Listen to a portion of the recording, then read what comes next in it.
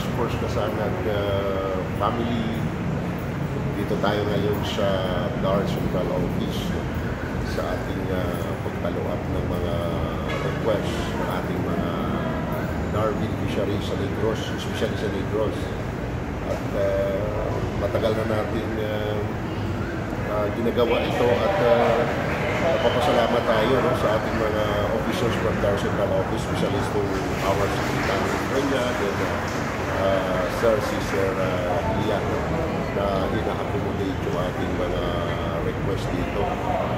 So I hope and pray ng ating mga officers and members ng Task Force Kasanag will continue to enhance and will continue our advocacy, especially diyan sa Negros Occidental. At kasama rin natin ngayon dito yung ating mga central officers, sina President Aguirre at ang ating Standard President, si Sis Edith Salvan. So, para sa Task Force Kasanag at sa mga sumusubaybay sa atin, ang Task Force Kasanag is an pure independent organization to help and support the government in terms of fighting corruption and promoting peace and progress in our country. Ang Kasanag ay tuloy-tuloy na independent team sa kanyang alikain at kung maalala natin ay nagkaroon na tayo ng 16 years at ito'y tuloy-tuloy nating ginagawa. Sabi ko nga, walang makakapigil at walang nakakadlang sa Kasanag as long our advocacy will continue to fight against the poor menace of society. Sir John Chong, marami po nagtatanong, mayroon na po bang mga nakaline up na panibagong mga kaso po ninyo tulad ng mga issues ngayon sa corruption?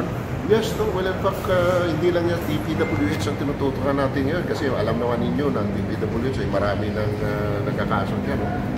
Parang sila ngayon ang prime time bida in terms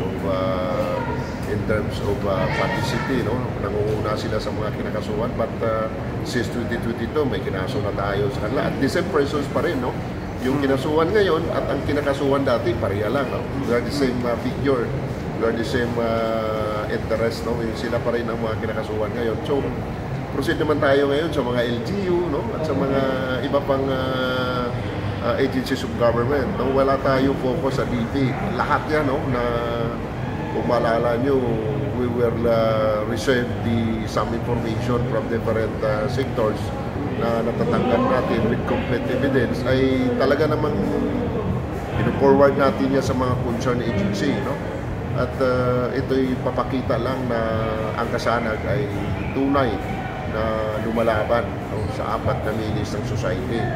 So sa ngayon may mga bago tayong complaint na sa mga DILG, sa mga local government na mayroon din mga kadudadudang mga proyekto kailangan din imbestigahan ng Office of the Ombudsman.